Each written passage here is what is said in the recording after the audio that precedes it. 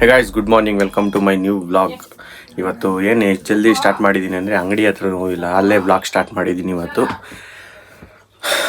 ನನ್ನ ಚಾನಲ್ಗೆ ಸೇರಿಕೊಂಡು 3 months ಆಯಿತು. 100 ವೀಡಿಯೋಸ್ ಕಂಪ್ಲೀಟ್ ಆಗೈತೆ. ಇವತ್ತು ಅಪ್ಲೋಡ್ ಮಾಡಿದ್ರೆ ಇದು 100 ವೀಡಿಯೋಸ್ ಕಂಪ್ಲೀಟ್ ಆಗುತ್ತೆ ನನ್ನ ಚಾನಲಲ್ಲಿ. ಇದೇನೋ ಗೊತ್ತಿಲ್ಲ, ಹಂಗೆ ಹಿಂಗೆ ಮಾಡಿ 100 ವೀಡಿಯೋಸ್ ಮಾಡಿದ್ದೀನಿ. ಮಧ್ಯದಲ್ಲಿ ಒಂದು 2-3 ವೀಡಿಯೋಸ್ ಬಿಟ್ಟು ಇಷ್ಟೊತ್ತಿಗೆ 103 ಆಗಬೇಕಿತ್ತು. ಬಟ್ 2-3 ವೀಡಿಯೋಸ್ ಇಲ್ವಲ್ಲ. ಬಟ್ ಫೈನಲಿ 100 ವೀಡಿಯೋಸ್ನ ನಾನು ಹಾಕಿ ಇವತ್ತಿಗೆ 100 ವೀಡಿಯೋಸ್. ಒಂದು ವೀಡಿಯೋ ಮಾಡೋಕ್ಕೆ ಅಯ್ಯೋ ಅದು ಇದು ಅಂತಿದೆ.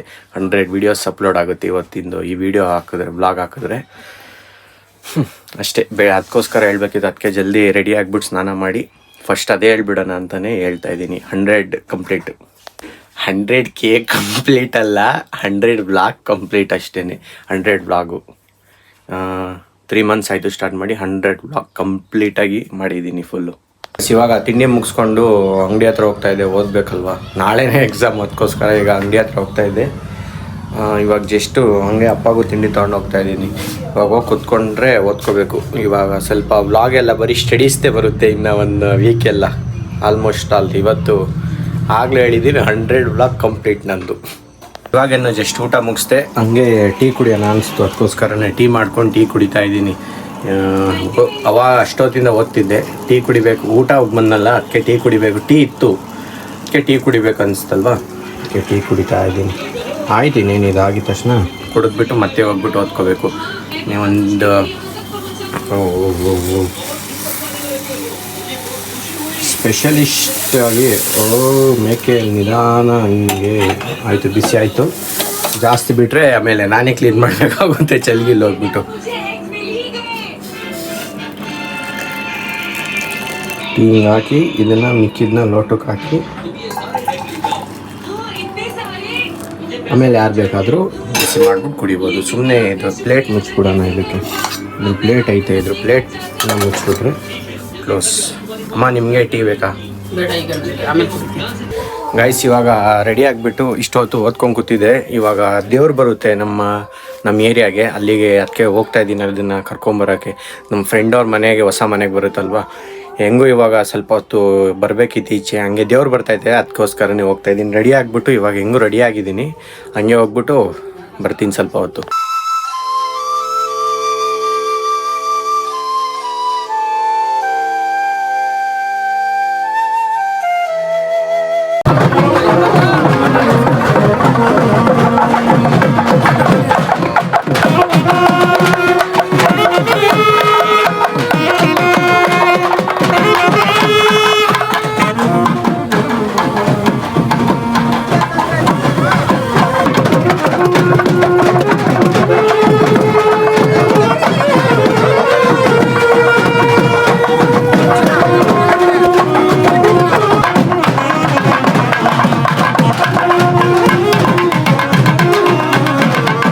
ಗಾಯ್ಸ್, ಇವಾಗ ಜಸ್ಟ್ ಮನೆಗೆ ಬಂದೆ.